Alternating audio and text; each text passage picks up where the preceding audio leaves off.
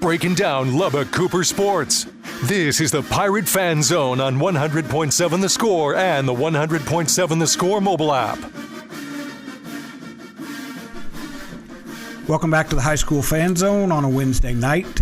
We've wrapped up with Friendship Athletic Director Brian Gerlich. We're going to switch over to the Pirate Fan Zone. If you're watching on TV, you see to my far left is Pirate baseball coach Chris Baker.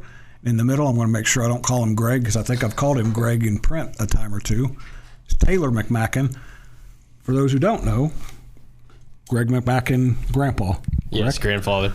Former Texas Tech defensive coordinator, former Hawaii head coach, and I think I've told Taylor this, also was a person who I helped make sure that Mike Leach and his sports writer didn't come to blows one day after a football practice when Mike was not in a very good mood. Your dad was like the Mike whisperer. He could calm him down a little bit. Yeah, the yin and yang for sure. Yeah, very different people. I covered Texas Tech football with Don Williams. That's still at the AJ, and we sort of split up responsibilities, and I wound up dealing a lot with defense. And I'm going to tell you that I really am excited about that decision all these years later because Mike was different.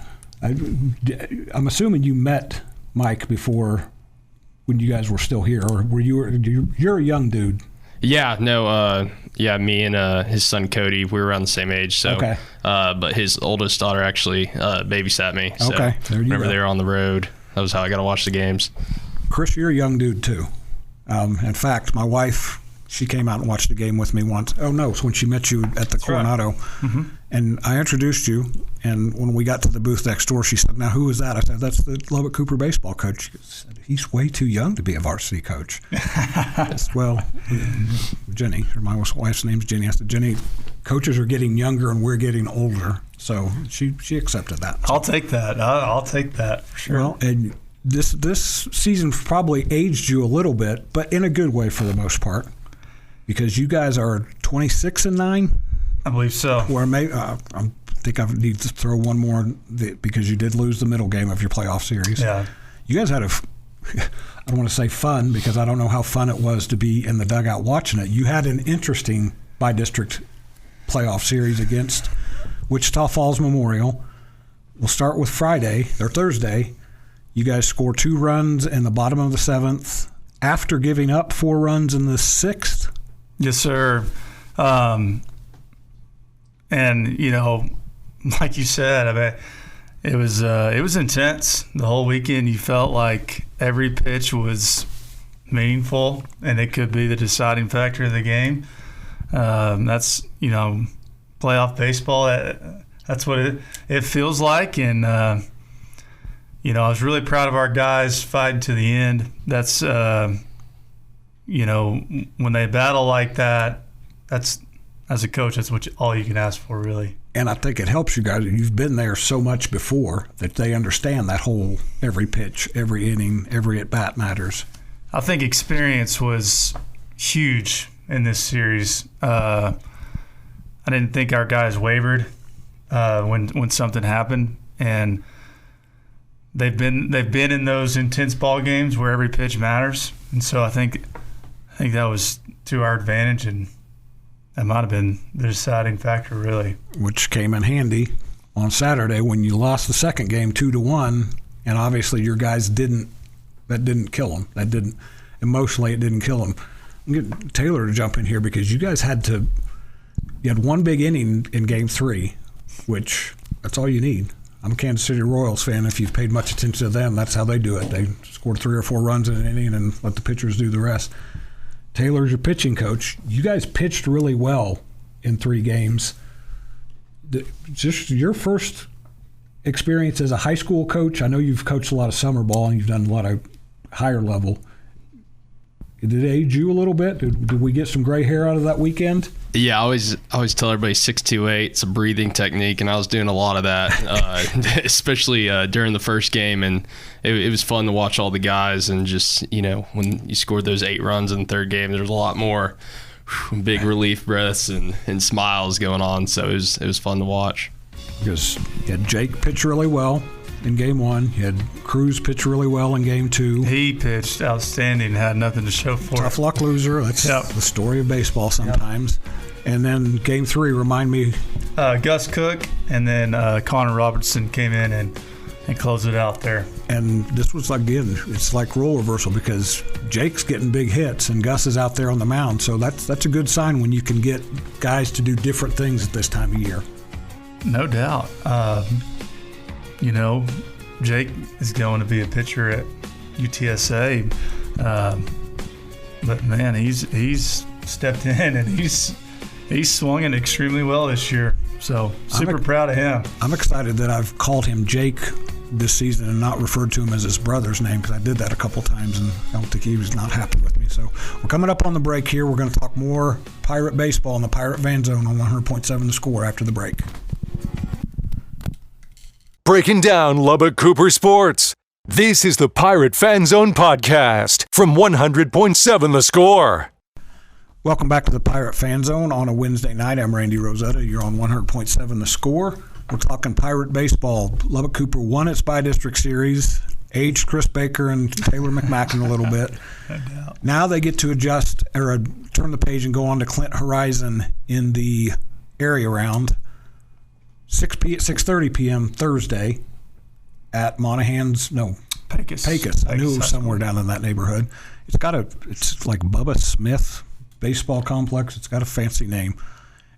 I'm assuming that the baseball facility's been upgraded. It's totally redone, and it looks nice. And Pecos found some oil money because the last time I went to cover a Lubbock Cooper football game at the Pecos football stadium. Were you there? I was with you. Yeah, I think that was the last game played in that stadium. And thank God, because that was post-COVID, and I think maybe I've just now gotten all the dust out of my laptop from that. In that press box, when you walked upstairs, I mean, if you're a religious person, you're thinking to yourself, man, this could be it. Yeah. They fixed stuff up, so you're headed to Pecos Thursday night, Friday at noon? Yes, sir. Okay. Yes, sir. So you guys are going to – I like the fact that you guys get started on Thursdays. That's for a dude who loves to cover the playoffs. I like the early start to stuff. Plus, you guys get back into action a little bit quicker after that, after having your hearts tested. I'm teasing you guys a little bit, but that, to me, the way you won that series can do nothing but help because you won it, first of all. And second of all, now your guys understand exactly what you said to begin with, that everything matters when you get to this point of the season. Yeah, absolutely. And me and Rob Johnson, the Memorial coach, that Saturday we were talking together and we just said, hey, whoever wins this is going to benefit from it greatly. And, when two coaches are saying that, I really do believe that, we improved from that experience that we got to have. So, because this group of guys, your seniors have been 4 rounds deep, 5 rounds deep, 4 rounds deep. If they may have not played as a freshman, but they've been around. You guys are used to going deep into the playoffs. We are, and that's that experience that we were talking about, and some of them have been on the field, some of them have been, a part of the teams that have gone deep, but I think they all want to make a run at this thing, and so really proud of them, the way that they're responding. Well, I want you guys to win this week so I can come out and talk to your guys, because I want them to talk about what this coaching staff, the impact you guys have had, because you kind of alluded to it. You kind of nonchalanted it. It's not easy to take over for Brad Winchie. It wasn't easy for Brad Winchie to take over for Terry Baxter. You have to figure out what your way of doing things is going to be, and guys have to get used to you. What's Taylor brought to the table for you? Because this is his first year at Lubbock Cooper. When I saw him last spring, he was radio guy with Paul Inlow. Or were you with Branson Nash? He got to go deep in the playoffs last year as a radio guy, so he got to see a different perspective. But what has he brought to the table for you? Well, first off, he's a great stat guy. I joke with him about the analytics and the data, the Rapsodo, but he's brought a lot of good new pitching things to our program.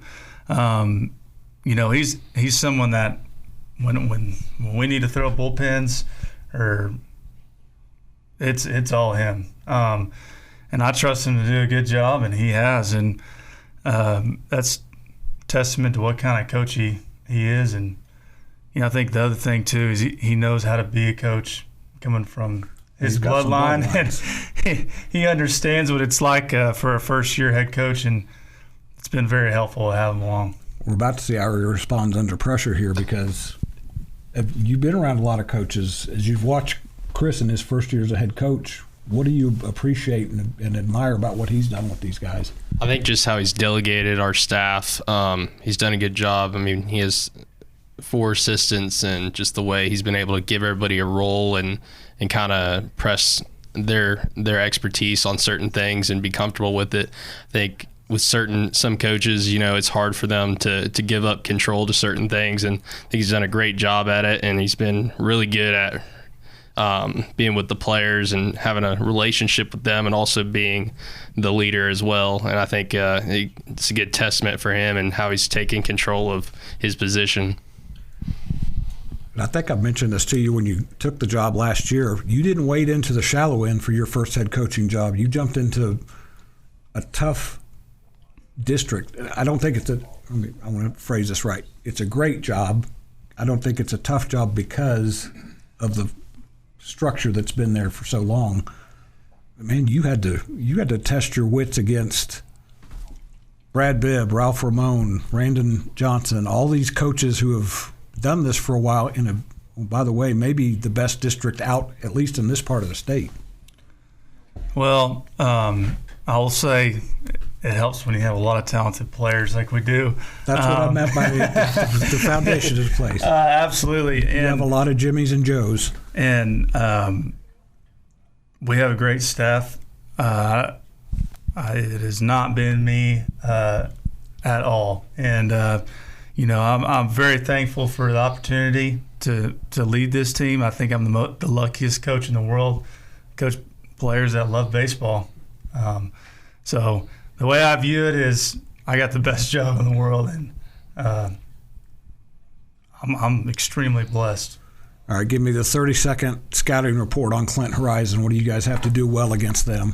We got to get deep in counts. They have a really good pitcher, a solid number 2 to go with them. Their number 1 runs it up to 90 miles an hour at times. We got to hit better this weekend, stay on the baseball, and take our walks. Well, who's in charge of the 8-run innings? Let's just, hey, guys, go score 8 runs. We'll say Ryan Rodriguez, ball off the top of the wall. There we go. We're going to wrap it up in the Pirate Fan Zone and come back after this break on 100.7 The Score. We'll jump into the Patriot Fan Zone. I'm Randy Rosetta. We'll be back after the break.